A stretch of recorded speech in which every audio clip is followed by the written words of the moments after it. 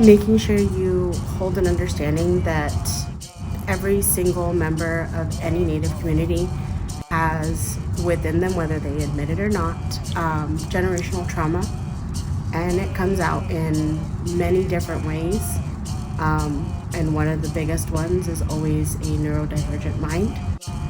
So the way you think may not be the way that they are perceiving it.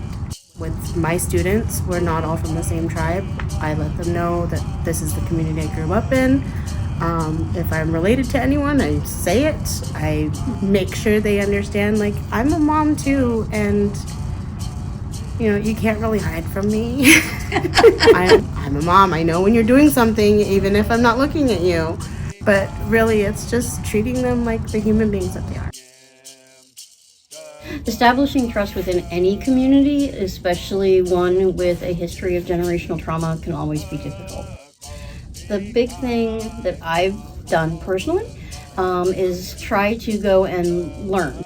And one of the big things for me is listening and taking time to listen to the person that's talking and learn what they might need, what help they might need, and how we can assist them. And once they realize that we're here to help them and not do anything harmful, I think that's when the trust starts to build. So actually go to community events and listen and just be there and be present and learn. And I find that the best way. And they as in the parents or in the community, will invite you in. And so when they invite you in, join and just participate and be part of the process when they invite you in.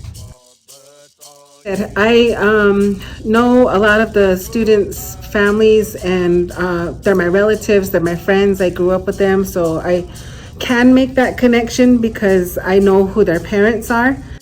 But I would think maybe getting to know parents from an outsider would be a good route to go through, and actually too, honestly, just putting yourself out there in the community, showing up at events voluntarily alone, like just because you want to, or even trying to use the language. Like a lot of people get intimidated by it, but even just trying shows that effort that you're willing to learn and be a part of our community. And then as far as for making a connection with the students, how I usually do make a connection most of the time is through emotional situations. I kind of have to guide them to understand what it is they're feeling and to recognize those feelings and to let them know that it's okay to have those feelings, and kind of have to guide them to make better decisions. And usually from then on, whatever age level, whether it's kindergarten all the way to 6th grade, the students become more familiar with me, they trust me, and they know that I'm here for them to help them. I am a community member. My first name is Symone. It is spelled with a Y. I was born with an I. I have always been called Simon on every single roster.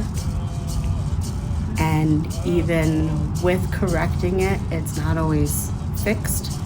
And that's one thing that with my kids, I make sure that they understand your name is yours. And it's important that you're called what you need to be called.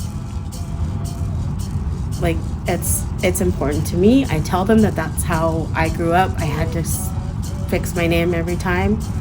And yes, it gets annoying. Yes, it gets tiresome, but that's who you are.